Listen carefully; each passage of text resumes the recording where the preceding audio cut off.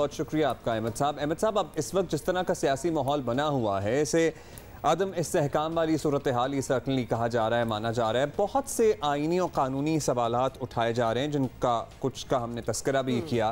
तो क्या ऐसा ही है कि अपोजिशन की तहरीक नाकाम होने की सूरत में पहले हम आपसे जानना चाहते हैं कि वज़ीर आज़म को अगले 6 माह कम अज़ कम किसी खतरे का सामना नहीं करना पड़ेगा? Is that so? देखिए, कानून और दस्तूर में तो ऐसी कोई चीज़ नहीं लिखी हुई कि एक दफ़ा अगर तहरीक एतमाद पेश हो जाए तो फिर 6 माह तक नहीं हो सकती। लेकिन प्रैक्टिकली अगर देखा जाए तो ये ज़रा मुश्किल होगा कि 6 महीने से पहले या इवन 6 महीने के बाद भी फिर दोबारा तहरीक एतमाद सामने लाई जा सके, इल्ला ये क्योंकि बहुत बड़ी तब्दीली पैदा हो जाए। तो कानूनी कदगन ऐसी कोई नहीं है। अच्छा, साथ साथ ये भी बता दें कि अगर अपोजिशन कामयाब हो गई तो वज़ीर आज़म को जाना होगा, काबीना जो है वो तहलील हो जाएगी। लेकिन सवाल ये है कि कब, क्या वोटिंग के फौरी बाद ऐसा होगा या वज़ीर आज़म को वक्त मिलेगा अपनी सीट पर रहने का? देखिए, वोटिंग होते ही अगर उनको तहरीक एतमाद कामयाब हो जाए तो वो वज़ीर आज़म अल्फाज लिखे हुए हमारे दस्तूर में, he will cease to be the prime minister.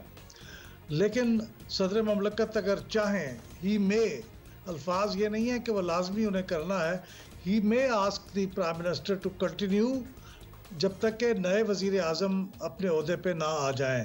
तो वो उन्हें कह सकते हैं, वो सिर्फ एक आर्जी सा इंतज़ाम होगा ताकि खला न रहे, वरना वो वज़ीर आज़म प्रैक्टिकली वो ख़त्म हो चुके होंगे बहैसियत वज़ीर आज़म अगर तहरीक एतमाद कामयाब हो जाए।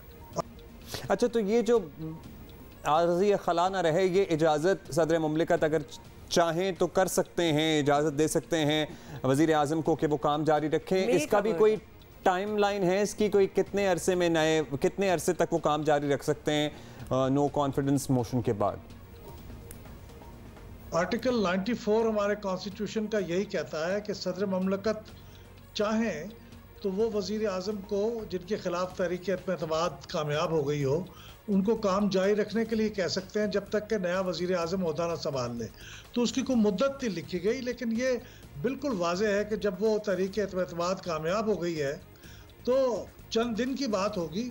अगर अगले दिन वो इजलास ना बुलाया जा सके किसी अमली प्रॉब्लम की वजह से, तो शायद उससे 2 दिन बाद बुलाया जाना चाहिए।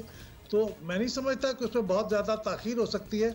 मैं तो प्रैक्टिकली ये समझता हूँ कि जो ही तहरीक एतमाद कामयाब होगी तो ये सेशन प्रोरोग हो जाएगा और फ़ौरन ही सदर ममलकत की तरफ से अगले दिन नया इजलास बुलाए जाने के लिए एलामिया जारी हो जाएगा और अगले दिन वो इजलास होगा और उसके अंदर फिर वो कार्रवाई हो जाएगी वज़ीर आज़म के इलेक्शन की, और इस तरह 2-3 दिन में नया वज़ीर आज़म मुंतखब हो जाएगा।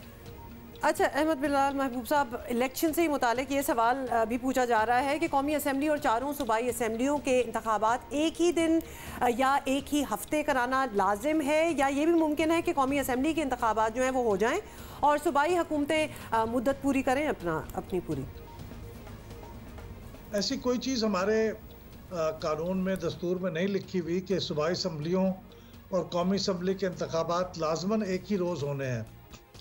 ये तो महज आपको मालूम है कि चंद साल पहले तक ये ऐसे होता था कि कौमी असम्बली के इलेक्शन एक दिन होते थे और उसके चंद दिन के बाद, 3 या 4 दिन के बाद फिर सूबाई असम्बली के इंतखाबात होते थे।